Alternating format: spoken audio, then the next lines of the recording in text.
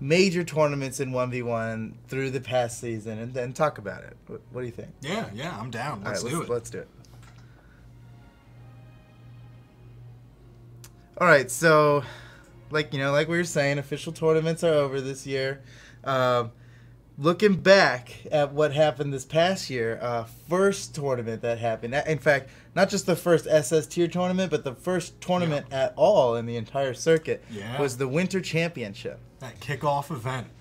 Winter Championship. It was huge. Yeah, it was huge. It surprised us. Surprised everybody. How big it was. Yeah. We had a lot of time to promote it. There was, it was on, it was all the main menu was talking about for a few weeks. So registration numbers spiked.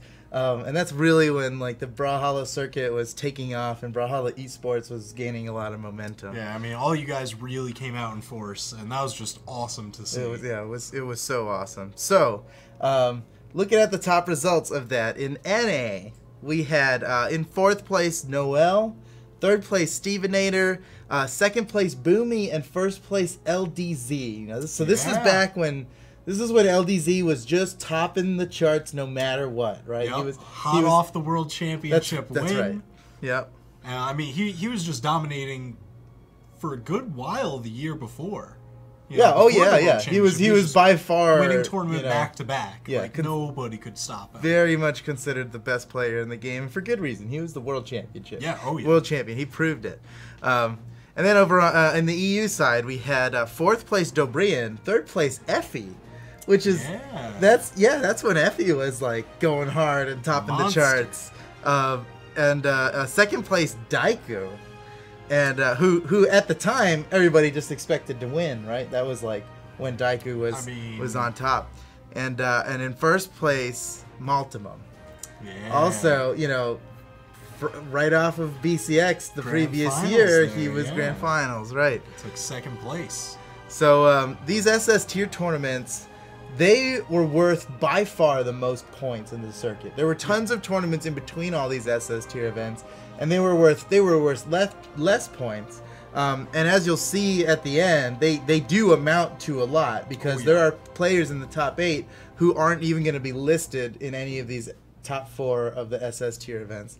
So they did add up to a lot, but man, to get this much of a lead, for LDZ getting this 1st place, you'll see kind of just cemented him in the top spots on the leaderboard because he wasn't competing in any of the small ones. Anyway, we'll get to that. The next SS tier event that happened was CEO Dreamland. Ooh, man. So in CEO Dreamland, that was our first LAN event. First LAN event that season. We had one other LAN event before that, right? That was a Combo Breaker and, of course, the World Championship. Right. The first couple showings at final round. And those count. Smaller, those count. Double AAA range. Right. So CEO Dreamland, that was our first LAN SS tier event in the Brawlhalla circuit. It was for a lot of Brawlhalla players the first time meeting some of their competitors and stuff, such as Dobrian. He couldn't make it to the World Championship last year. And so Dreamland was the first time anybody had seen him. That's when Daiku and Dobrian were a team. That's the first time they met. I remember snapping that picture when Dobrian walked into the hotel room. We were it was 20 of us packed into a tiny room playing Brawlhalla on everything we could. We had laptops out. The hotel, we rigged up the hotel monitor to play Brawlhalla. we grabbed a few of the stations that were going to be we had to wake up early and set up extra stations at the venue because we had just taken monitors and stuck them in our room so we could all play. Run that Brawlhalla salty sweet. It's the salty that's how you sweet. Gotta do it. That's So there's.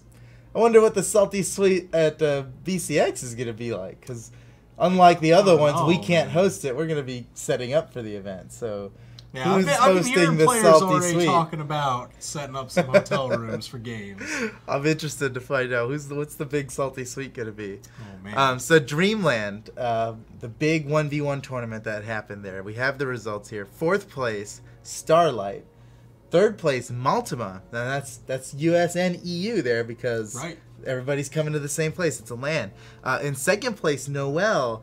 And first place, Boomy's big win. This was like historical for Boomy. Yeah. He had not won any of the major tournaments before. And this is really when I feel like he transcended from like a top player to like one of the best players. Yeah. Oh yeah, for sure. He really gained a lot of confidence there. That was so funny. I remember when he won, everybody putting their hands up and doing the Boomy hand stretch, which was a clip that we took out of the World Championship stream when we made the highlight video. We pulled out his hand stretches. It's funny as I do that too. I like when you play keyboard and when you play keyboard and the same for an arcade stick, I imagine, right? Yeah, I mean pretty much any controller you see players after a while they gotta stretch it out. Yeah, you gotta stay limber. You gotta. So that was really cool. It really showed because he was like the first one in the venue that morning. Just sitting practicing. That's right. I remember that very distinctly at Combo Breaker the morning of the tournament. We had early morning brackets. I think they started at like 11 a.m. Yeah, pretty early morning, I guess. Any bit of morning is early for us. And he was in there like 9 a.m. in training mode alone. Nobody else in the venue. They were barely letting players in at the time. It was like just staff, but you know, he's Boomy. He could get in. And and so he was sitting there in training mode, and I thought, he's taking this the most seriously right now. And look at that. He ended up winning. I remember Noel versus Maltimum and how relieved Noel was when he beat Maltimum. And when Maltimum beat Dobrian to get that far, he was like, there was a lot of just like, no one expected that they would win, right? They were like, yes, every time they won. We look at Noel now, who's won so many tournaments. That's so when Boomy beat Noel at that event, and that's when Noel was, he had a lot of respect for Boomy and LDZ. He talked about it in an interview how these guys. Boomy and LDZ, he was talking about Boomy and LDZ, and he was saying that these guys force you to move differently because they're putting out hitboxes. They're not just throwing out hitboxes; they're placing hitboxes where they know you want to be, and they don't want you to be, guiding and hurting you. Yeah, that's crazy. So then our next tournament came. It was an online championship, the Brawlhalla Spring Championship, and that was our second online championship, right? Yep. And that's when our prize pool increased from 5,000 for an entire tournament to 10,000. So that includes 1v1 and 2v2. So since we're talking about 2v2, the increase was basically from 2,500 to 5,000. Right. And then with the region splits and everything, it keeps getting split down. So it used to be a 1,250 tournament raised now to 2,500. In the end, the stakes were doubled now as soon as we hit the spring championship. And it was intense. It was intense. So the NA results, we had in fourth place Remy, which was the first time Remy got into top 4. He was in top 8 in a lot of these events. So now he made it to top 4 for the first time. Third place Boomy, second place Noel, and first place once again was LDZ. And and you can see over here on the stream who lost to who. And the only person that could take out LDZ was Remy. He got a win in winners finals, but could not take it in grands. And it was funny as we were calling LDZ back then the seasonal champion, because he had not competed in any of the other events between winter and spring. Right. He just shows up to the biggest online event, wins it, gets all the points he needs to retire for another month or two. That was crazy. He's very efficient. Yeah, that was very he's the example of like exactly as many tournaments as you need to compete and still get top 3 at the end of the whole thing. So the EU tournament, the online tournaments are separated by region, right? So we have the EU results here. In fourth place, Viper. First time we've seen Viper in fourth place, and I believe the last time, actually. And third place, Flamethrower. Once again, no one, never seen this guy top in the charts in a major tournament. Gets third place. And I don't think we see him again in top 4. Well, we'll find out because we're going over all of them now. Yep. Second place, Dobrian, once again, consistent top player.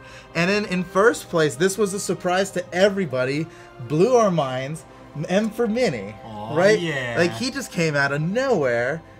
Kid's a monster. He was the whole Bop clan. He's in the Bop clan, right? Yep. Which are they're just a tight knit group of friends, right? But it's a pretty big clan.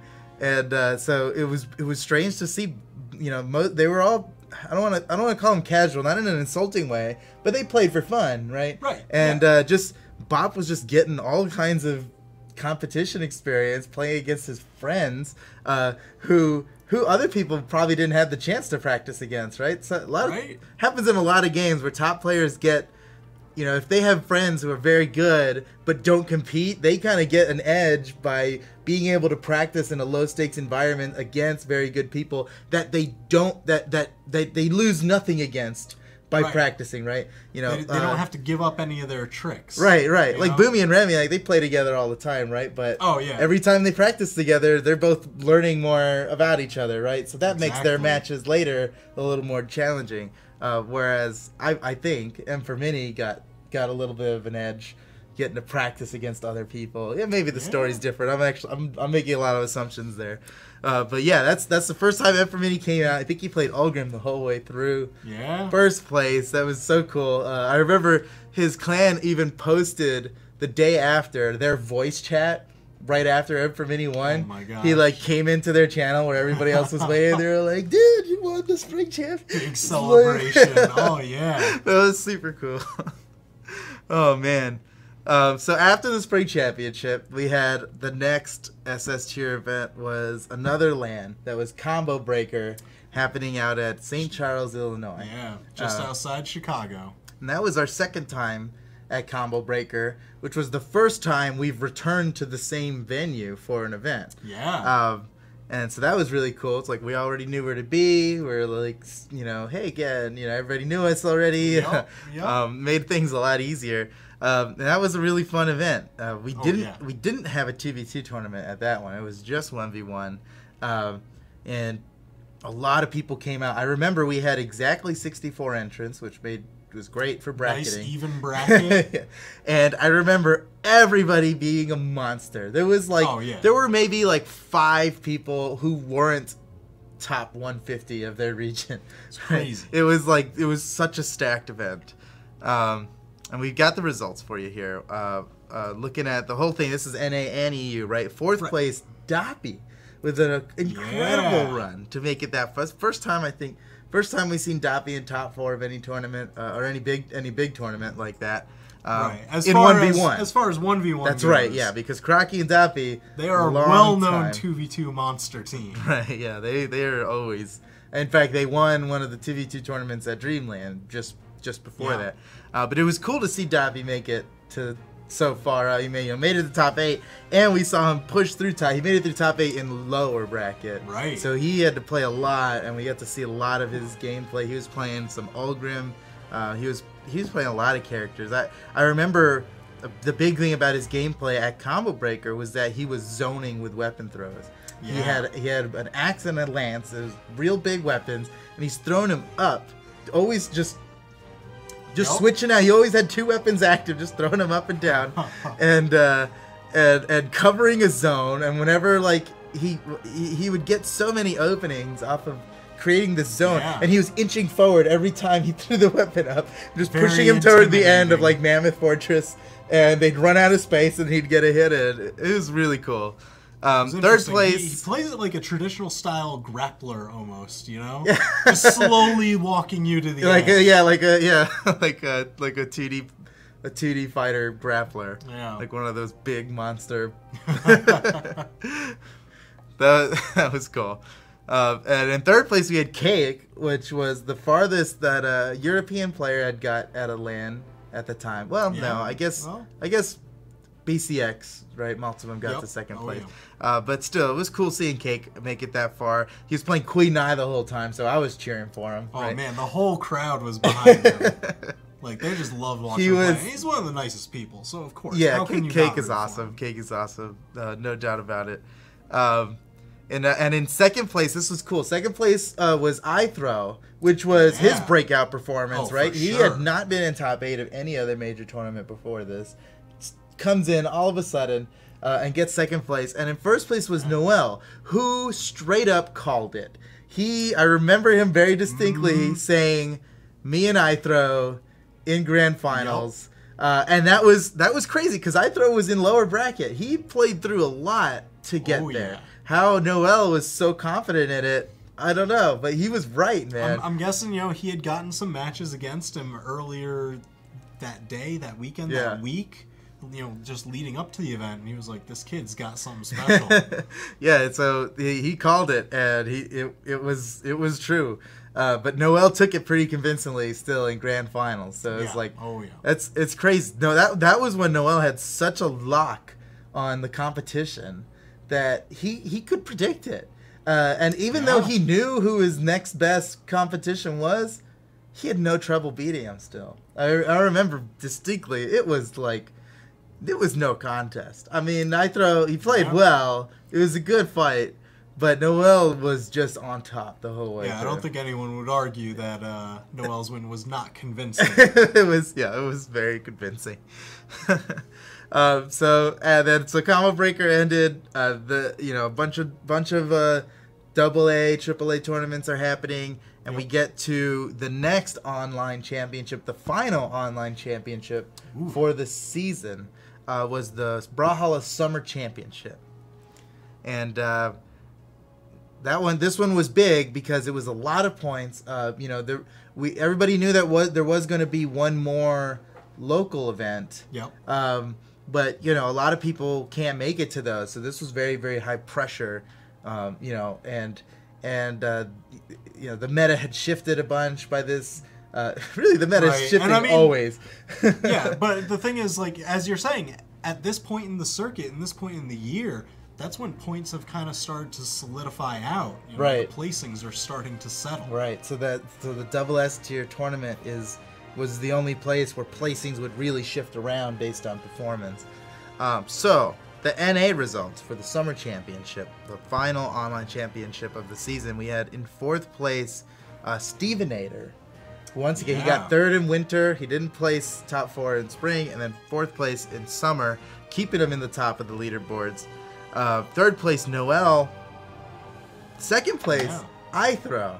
Yeah. Now on top of Noel after Combo Breaker. It was very convincing at Combo Breaker, but then we saw it on stream. You and I were casting it, I remember. iThrow finally took it over him. Crazy. Man, that was crazy. And then in first place, Remy. Remy's first. This is Remy's breakout performance, right? I think anybody would consider Remy, the king right now of his region. Right. I mean, he's the U.S. East Regional qualifier, right? Yeah. So he took it, and he called it. He called it before he won that too. He's like, I already won a week before the tournament, and sure enough, man, he did. Confidence, but he got knocked out in winners and had to come back up, and very convincingly took it after coming back up. It's a good story. But Remy up there in first place. It was a great set. He actually also won 2v2 Summer Championship as well with his new teammate at the time, because remember way back when in winter Remy was playing with Cody Travis. Right. And then in summer where he actually won it, he went back to his old teammate from last year's BCX, Boomy and Remy. Right. So they were, they are just such a solid team. It's ridiculous. Yeah, absolutely. They have the most fluid teamwork ever. They do combos that neither of them have practiced before. They just kind of know what's coming next, when they're gonna back off, when they should go in, when they should continue the combo, where they're gonna go. So much together, they know the ebb and flow of each other. The ebb and flow. Yep. It was really cool to see. I mean, they took it pretty convincingly. And on the EU side, we had in fourth place TB, now getting to the top of the charts. And in third place we had Daiku, making it way back. And I remember it was so significant about this is Daiku and Dobrian used to be a team at that time. Yep. And right kind of just a little bit before this championship, they had broken up and gone to different teams. Right. And this time we saw Daiku and Dobrian twice face each other 1-on-1 in the summer championship. They were good matches. Oh yeah, insane sets. And I remember Daiku getting like a super fast, super clean 0 to death in like the first 10 seconds of the first match against Very Dobrian. opening. He really set a tone for how he was going to handle Dobrian.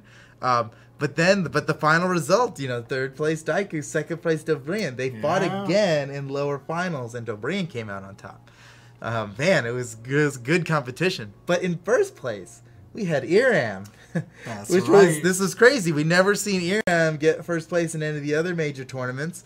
He was always top 8 though, and and now just taking it, and he took it in 2v2 as well. Man, crazy. Man. Yeah, he was crushing it.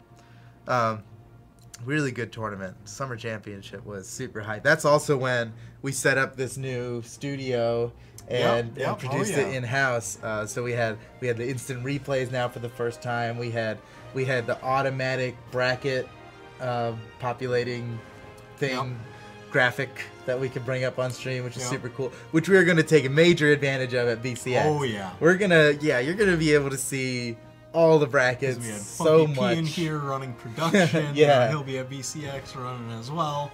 It's gonna be good. I know we had Froned and Toast. Yeah, in our I could see the hats over there. I wish they were closer so I could bring them. No. There's a reason they're over there. Don't you? We're getting it. Production crew, what is going on? This is all right. We had summer championship going down. And we actually, there's little holes in here you can see because we wired the headsets through. I mean, you gotta have the headsets when you took the headset off, right? the thing, the hat went with it. That was awesome. I was happy about this. It's too bad we couldn't do similar kind of themes for spring and the regional qualifiers. There just wasn't anything there. Summer was easy. It was so fun. obvious. It was fun. Yeah, it was a lot of fun. So then that brings us to our final LAN SS tier event. Right. And that was Shine 2017. Oof. That was another extremely stacked event. Insane weekend in Boston, Massachusetts. We had I forget what the number was. I'm just gonna make some up that I think are right. It's like something like over 75% of the entrants were top 100 in their region. So it was crazy. Like, yeah, if you were just like coming out to play some Brawlhalla, you were gonna get wrecked. There was no like leeway. There was maybe one guy you could fight. I mean, it's better to say if you're coming out to play some Brawlhalla, you found the best competition you could. If you were looking to improve as fast as possible over a couple days, that was the place to be. It was extreme, as I recall. Oh, man, yeah. all the players were so good. It was crazy. I mean, we had a bunch of them rotating through our booth, just doing a Play a Pro station, right? That was fun. Yeah, we had Play a Pro where we got to show, because Shine is like a big event for platform fighters in general. There was there was Melee, there was 64. I got to compete in 64. Oh, yeah. I had a blast doing that. There's Rivals of Aether, Smash 4. There was even a super secret Project M tournament there where it was like, this is definitely not the Project M TO station. It was the sign. Oh my gosh.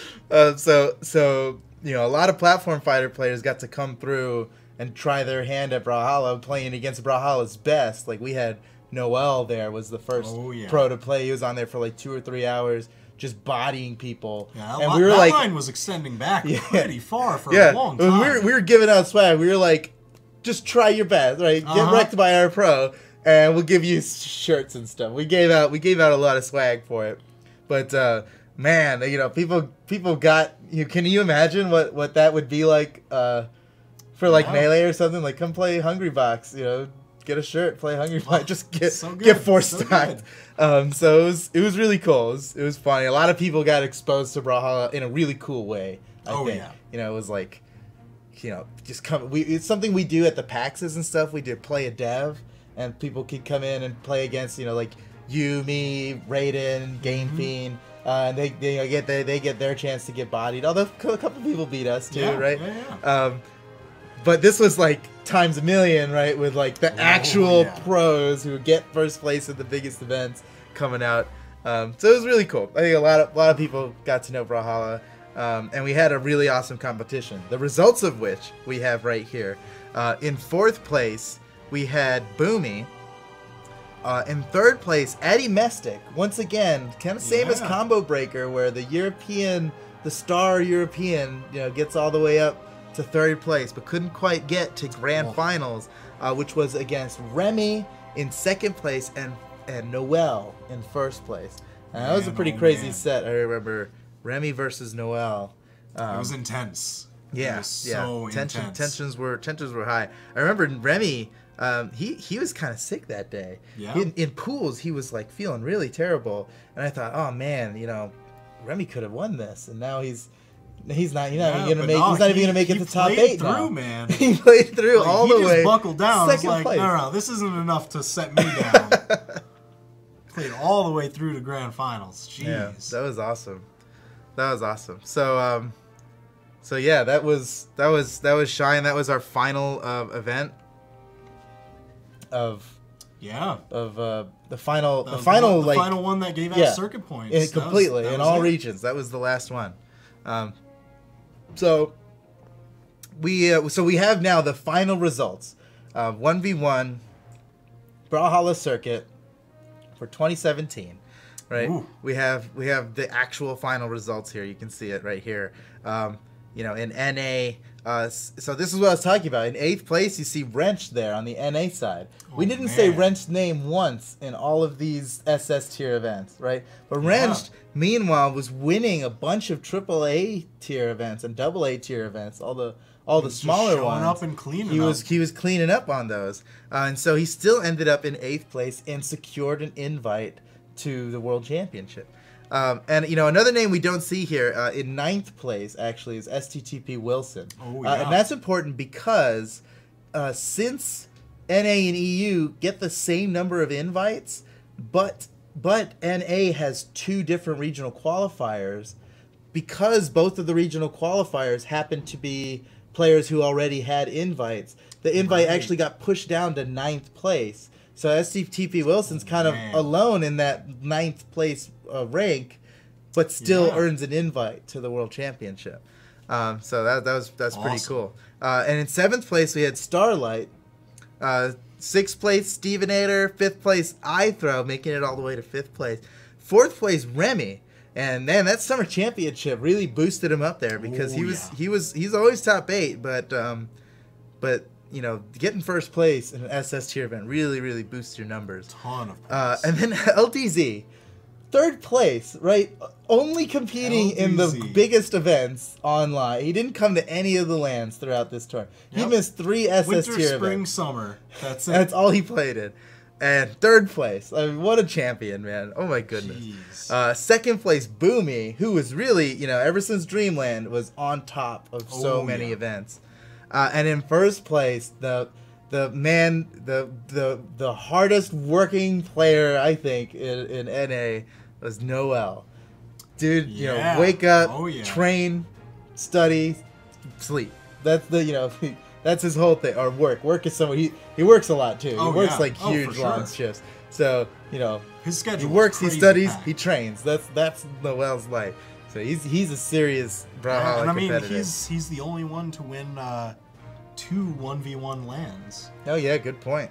And 2nd place in the one that he didn't win, right? Jeez.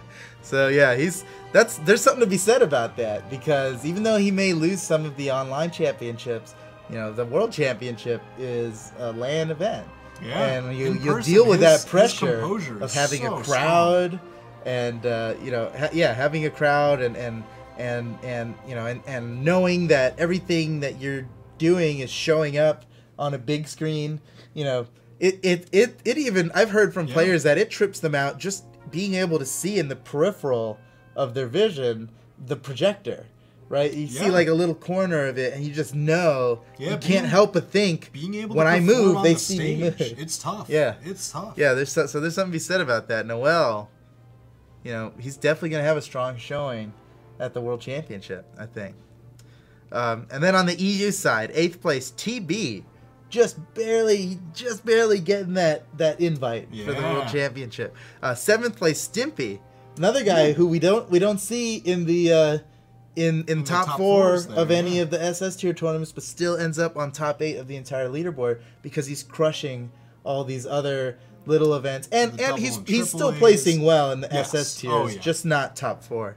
And 6th place Daiku, another guy who's trains. Man, Daiku grinds. He you know, we see him, you know, with like 5 places on the leaderboard. Like he plays ranked. he is training in ranked. And in 5th place M for Mini. Man, that spring championship went a long way to help his placements. He performed well in the other events, but you know, to get 5th place on that leaderboard, it had a lot to do with that big win in the spring championship. 4th place Addy Mestic, you know, of course, solid player, comes out to all the lands. He just always places high. He's always places high. 3rd place Iram. That's that summer championship, man. That went a long way for Iram. 3rd place. And 2nd place, no surprise to see Dobrian up here this high. Yep. One of the most consistent players. Yeah. I mean, if we're talking about consistency and we go back to the closed beta days and even even the first season of BCS last year, Dobrian was like by far and away the champion of all of these. Like, he was just always winning. I remember when he first started streaming, you know, his Twitch channel, he decided to put in his bio some tournament facts. He was just like, winner of over, 50 plus tournaments. I've never lost any tournament that I've entered. That was right. Yeah, for a long time that was true. He never lost a tournament that he entered. Then he had a lot of wins. I remember back in the Boo days, we all kept track of how many wins everybody had in the Boo clan, and Dobrian was like just crushing he was just winning everything. Crazy. And in 1st place, Maltava. Which is that he won in Winter Championship. He just kept on placing high after that, and he stayed on top of the leaderboard. You know, a lot of that might have to do with the volatility in placements of Europe. You know, it wasn't the same. It wasn't like Noel winning a bunch of SS tier events and climbing up super high, right? The placements were always shifting around. So even though Maltman wasn't winning a ton of the events after Winter Championship, he kept getting enough points to just stay on top of the other people who weren't getting as much as he was. Yeah, and I mean, that's the whole thing, just keep performing consistently, and you'll keep getting the points for that position. Yeah, that's a circuit for you. Yeah. That's how it goes, right? So man, what a year, what a season of the Brawlhalla circuit. Man, it was good. I'm very happy with how the circuit turned out. It seemed to be a really great way to do things. It was really cool. Man, look at those results. These guys really came out and performed, man. I can't wait to see what they've got coming in BCX. Oh, BCX, yeah, that's going to be great. I know right now all of them are training. A bunch of them are streaming it while they're trying to practice up, and it makes for some good footage. Speaking of which, let's head over to our next segment now, where we can talk about some of the things coming up.